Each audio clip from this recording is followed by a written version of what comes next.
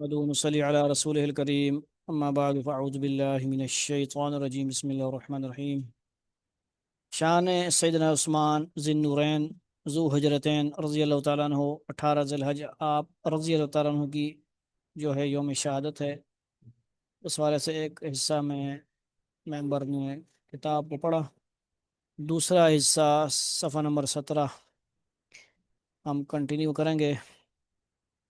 اس میں بہت ساری اس میں شیعہ حضرات جو ہیں ان کی کتب سے بھی حوالہ جات دینے کا مقصد یہ ہے کہ اصل ان کو بھی ٹاپک جو ہے حقیقت نہیں بتائی جاتی، یا ممبروں پہ یا صحیح کوئی عالم آ کے نہیں بتاتا، نہ کوئی پڑھاتا ہے، اس لیے وہ غلط فہمیوں میں مبتلا ہیں، حقائق سے جو ہے ان کو پتہ نہیں ہے، آشنا نہیں ہے۔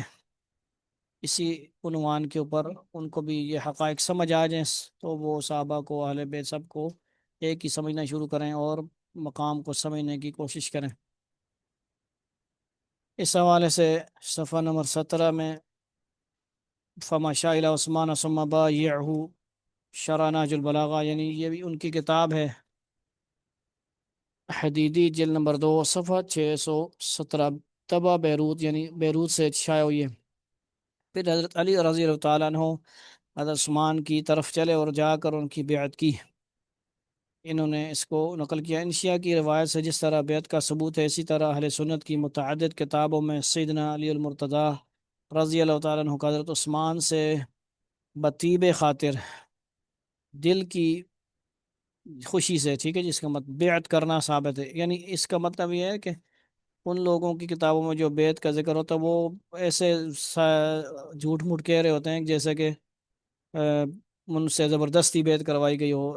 حضرت علی جو حیدر کرار ہیں، جرار ہیں، اور وہ کس طرح ایسے جھک کر اور کریں گے، نہ ایسی بات نہیں، ان کا آپس میں محبت تعلق تھا، محبت اور خوشی کے ساتھ بیعت کی، جس طرح ابو بکر کی بیعت سب نے کی، حضرت عثمان کی بیعت سب نے کی، اور عمر کی بیعت کی، عثمان کی حضرت علی کی بھی بیعت سب نے کی۔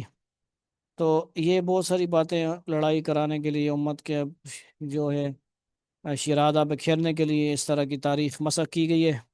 رتیب خاطر بیعت کرنا ثابت ہے، مگر شیعہ مصنفین اس بیعت کو جبری، دیکھیں لفظ آ گیا، جبری ثابت کرنے کی کوشش کی ہے، لیکن یہ بات سیدنا علی مرتضیٰ رضی اللہ کے حق میں ناممکن ہے، جبکہ ان کے لخت جگر سیدنا حسین رضی اللہ نے تمام مصائب اور تکالیف برداشت کی، مگر فاسق کی بیعت نہ کی۔ کٹا کر سر شہ کربو بلا نے یہ بتایا ہے، در باطل پہ جھک سکتی نہیں مومن کی پیشانی۔ سبحان اللہ۔ حالانکہ سیدنا حضرت علی رضی اللہ تعالیٰ عنہ کی شجاعت اور ایمانی قوت سیدنا حسین سے بہت زیادہ تھی۔ باپ طاقتور ہوتا ہے کہ نہیں؟ یا بیٹے ایسے ہیں سجدے میں سر کٹانے والے، تو باپ کیسے ہیں بھائی؟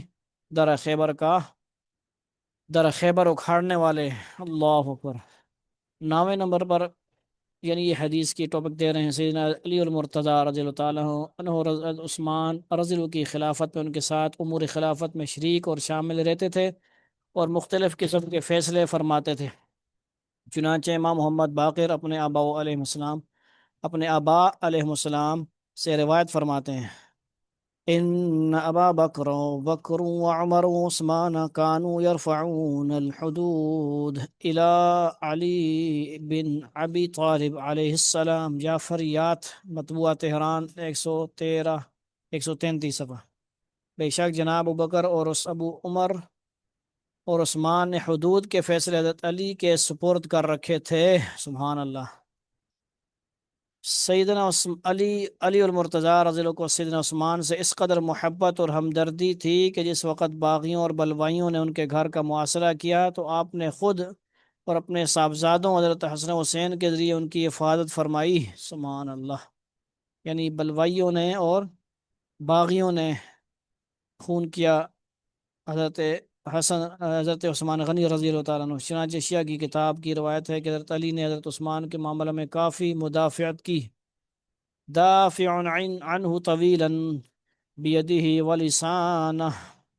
شرح نہج البلاغہ بحرانی جلد 4 صفحہ نمبر 394۔ حضرت علی رضی اللہ عنہ نے حضرت عثمان رضی اللہ کی طرف سے کافی و دافی حد تک اپنے ہاتھ اور زبان سے مدافعت فرمائی، مقابلہ کیا، کیونکہ اصل بادشاہ جو تھے، خلیفہ تھے، حضرت عثمان خود تھے، ان کے حکم سے ہی جو کچھ ہونا تھا، مقصد یہی تھا کہ وہ خون ریزی نہیں چاہتے تھے۔ مسئلہ یہ تھا مدینہ میں اور آپ صلی اللہ علیہ وسلم کی موجودگی میں، یعنی آپ صلی اللہ علیہ وسلم کے قبر کے پاس، آپ کے شہر میں، آپ کی مسجد کے پاس، یہ اصل مسئلہ تھا۔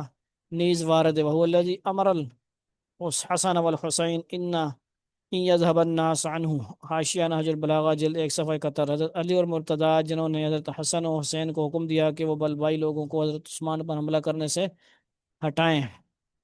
یہاں تک ہم نے 10 نمبر یعنی روایات وغیرہ پڑھی۔ اللہ رب العزت ہمیں صحابہ کرام اہل بیت کی محبت نصیب فرمائے اور ایمان کا حصہ ہے، اور آپس میں ان کی محبت کو سمجھنے کی، تعلقات کو سمجھنے کی بھی توفیق عطا فرمائے۔ وآخر دعوانا ان الحمدللہ رب العالمین، والسلام علیکم ورحمۃ اللہ وبرکاتہ۔